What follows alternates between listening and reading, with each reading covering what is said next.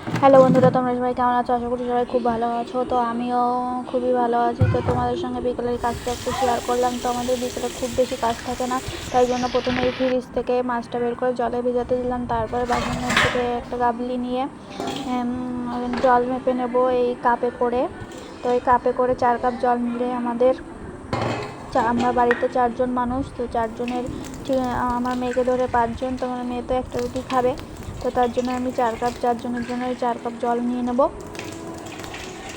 তো এই জল নিচ্ছি। তো এই কাজ করার আগে প্রথমে আমি ঘর উঠোন কুড়িয়ে এসেছি, তারপরে এসে এখানে রান্নাঘরে ঢুকে মাছটা ভিজাতে দিয়ে তারপরে 4 কাপ জল নিয়ে কাপটা আবার জায়গা মতো রেখে দিলাম।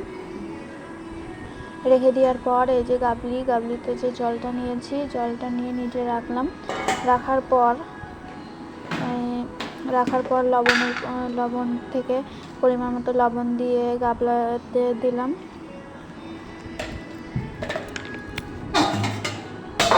দেওয়ার পর এই যে আটার হাঁড়ি থেকে আমার বর এই যে একটু বেশি করে আটা কিনে আনে, প্রায় আনার পর আটাটা খুবই ভালো। তো মাখার পর খুব সুন্দর, মানে ময়াম দেওয়া লাগে না, তো এমনি খুব সুন্দর হয়ে যায়।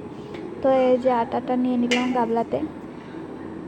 রাতে আমি রুটি বানাতে পারি না, তো শাশুড়িমাইয়া রাতে রুটিটা বানিয়ে দেয়। আর রুটির তরকারিটা আমি গ্যাসে করে ফেলি, আর সকালের জন্য মাছটা ভেজে রাখি।